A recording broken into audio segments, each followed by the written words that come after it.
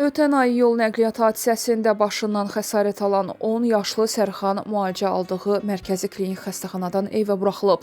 Bloger Salih Nəsirov xəstəxana çıxışından video paylaşıb. Qeyd edək ki, hadisə dekabrın 25-i Bakının mərkəzi küçələrinin birində baş verib.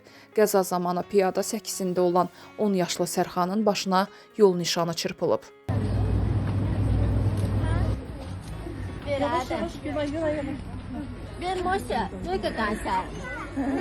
Türkiyəli aktyor Oktay Kaynarca və müğənni Emel Müftüoğlu'nun narkotik testlərinin nəticələri açıqlanıb. Aparılan müayinələr zamanı hər iki sənətçinin dərman testinin nəticəsi mənfi çıxıb.